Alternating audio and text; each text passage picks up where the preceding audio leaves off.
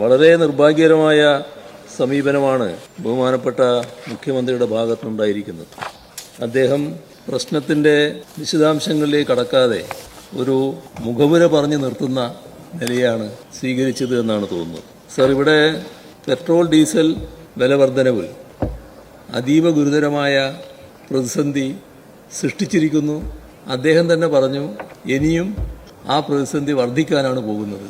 അത്രയും ഗുരുതരമായ സാഹചര്യം ബഹുമാനപ്പെട്ട മുഖ്യമന്ത്രി ശരിയായ രീതിയിൽ സൂചിപ്പിച്ചു.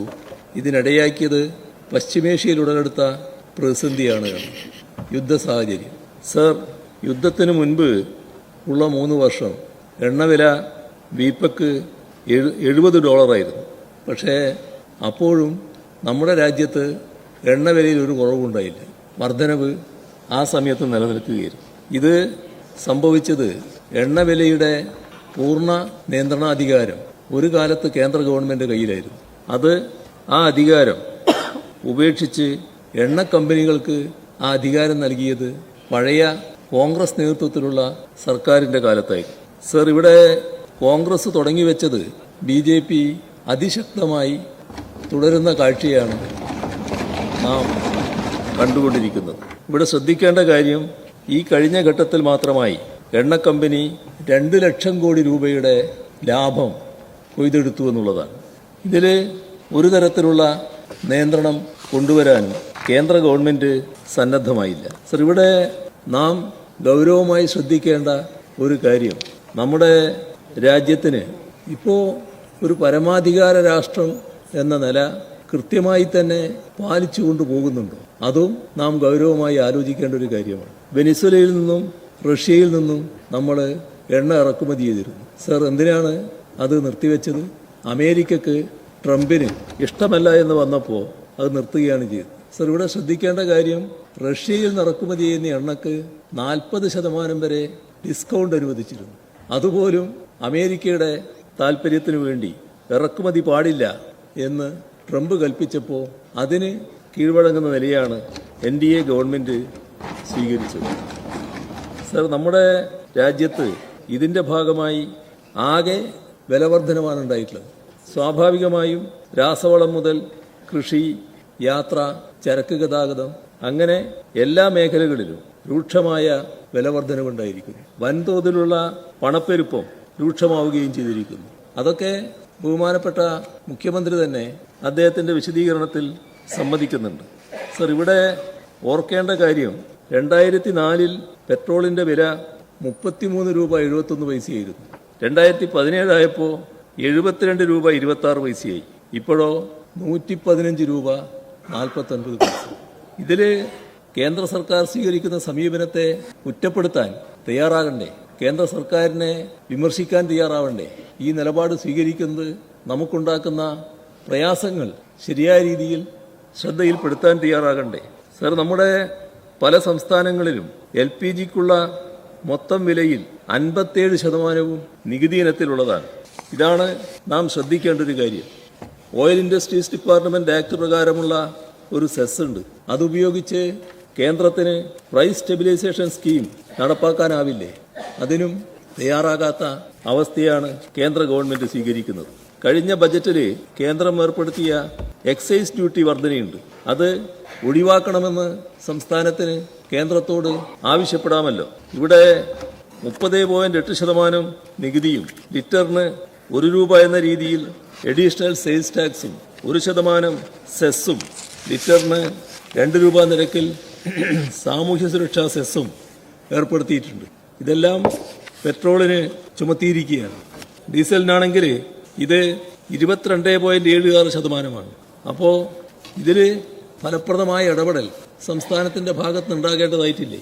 അപ്പോൾ കഴിഞ്ഞ 2 ആഴ്ച സംഭവിച്ച കാര്യം അദ്ദേഹം തന്നെ, മുഖ്യമന്ത്രി തന്നെ വ്യക്തമാക്കിയിട്ടുണ്ടായി. പെട്രോളിന് 7 രൂപ 35 പൈസയുടെയും ഡീസലിന് 7 രൂപ 53 പൈസയുടെയും വർധനവാണ് ജനങ്ങളുടെ മേൽ അടിച്ചേൽപ്പിച്ചിട്ടുള്ളത്. ഇവിടെ കേന്ദ്ര സർക്കാർ എണ്ണ കമ്പനികൾക്ക് കൊള്ളലാഭമുണ്ടാക്കാൻ ഒത്താശ ചെയ്യുകയാണ്. നിയമസഭാ തെരഞ്ഞെടുപ്പ് നടക്കുമ്പോൾ വില വർദ്ധിപ്പിക്കാതെ തെരഞ്ഞെടുപ്പ് കഴിഞ്ഞ ഉടനെ വലിയ തോതിൽ വില വർദ്ധിപ്പിക്കുന്ന നടപടിയാണ് കേന്ദ്ര ഗവൺമെന്റ് ഭാഗത്ത് നിന്നുണ്ടായിട്ടുള്ളത്. ഇന്ധന വില വർധനവ് രാജ്യത്താകെ അവശ്യ സാധനങ്ങളുടെ രൂക്ഷമായ വിലക്കയറ്റത്തിനാണ് വഴിവെക്കുക. ഇവിടെ കേന്ദ്രം ഇന്ധനവില കൂട്ടുമ്പോഴെല്ലാം അതിൻ്റെ പൂർണ്ണ ഉത്തരവാദിത്വം സംസ്ഥാന സർക്കാരിൻ്റെ മേൽ കെട്ടിവെക്കാനായിരുന്നു ഇപ്പോഴത്തെ മുഖ്യമന്ത്രി അന്ന് പ്രതിപക്ഷ നേതാവിൻ്റെ റോൾ വഹിക്കുമ്പോൾ എടുത്തിരുന്നത്. അത് സംസ്ഥാനം നികുതി കുറച്ചാൽ ജനങ്ങൾക്ക് നേരിട്ട് ആശ്വാസം ലഭിക്കും എന്നുവരെ അന്ന് അദ്ദേഹം പറഞ്ഞു വെച്ചിരുന്നു. സർ, ഇവിടെ ശ്രദ്ധിക്കേണ്ടത് സാധാരണ നിലയിലുള്ള ഒരു വിലവർധനവല്ല, അതിരൂക്ഷമായ പ്രതിസന്ധിയാണ് ഉണ്ടായിരിക്കുന്നത്. സർ, ഇന്ധന പ്രതിസന്ധി മൂലം ഹോട്ടൽ റെസ്റ്റോറന്റ് വ്യവസായം തകർച്ചയിലേക്ക് പോയിരിക്കുകയാണ്. വ്യാവസായിക സിലിണ്ടറിന്റെ കുത്തനെയാണ് കൂട്ടിയിരിക്കുന്നത്. കേരളത്തിൽ 19 കിലോഗ്രാമിന്റെ വാണിജ്യ സിലിണ്ടറിന്റെ വില 3140 രൂപയാണ്. നേരത്തെ ഇത് 1615 രൂപയായിരുന്നു. നമ്മുടെ സംസ്ഥാനത്തുള്ള 70,000-ഓളം വരുന്ന ഹോട്ടലുകൾ അവയെല്ലാം വലിയ പ്രതിസന്ധിയിലാണ്. പകുതിയോളം ഹോട്ടലുകൾ അടച്ചുപൂട്ടാൻ നിർബന്ധിതമായിരിക്കുകയാണ്. ബാക്കിയുള്ളവർ മെനു പരിഷ്കരിച്ച് താൽക്കാലികമായി പ്രവർത്തിച്ചു പോരുകയാണ്. ഹോട്ടലുകളിൽ ജോലി ചെയ്യുന്ന ലക്ഷക്കണക്കിന് തൊഴിലാളികൾ ദുരിതത്തിലായിരിക്കുകയാണ്.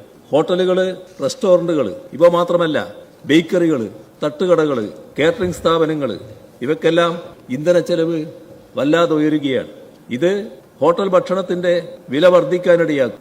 സർ, ഇതും നാട്ടിലെ സാധാരണക്കാരെ വലിയ തോതിൽ പ്രതികൂലമായി ബാധിക്കുന്നതാണ്. ഇതിന്റെ ഭാഗമായി തന്നെ ഓർഡിനറി സ്വകാര്യ ബസ്സുകൾ, നമ്മുടെ KSRTC ഇതെല്ലാം വലിയ പ്രതിസന്ധിയിലാകാനാണ് പോകുന്നത്.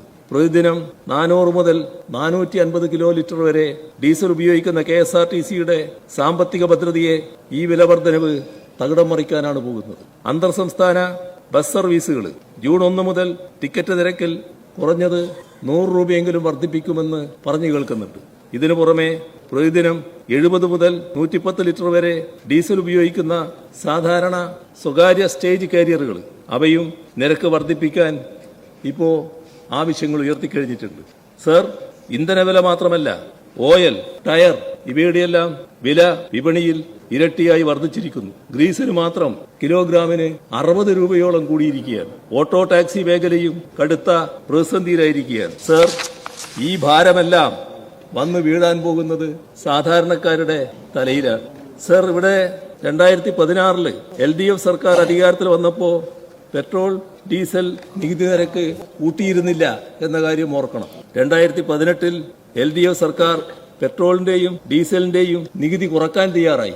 അതിന്റെ ഭാഗമായി 509 കോടി രൂപയുടെ നികുതി ഇളവ് അന്ന് ജനങ്ങൾക്ക് ഒറ്റയടിക്ക് നൽകുകയും ചെയ്തു.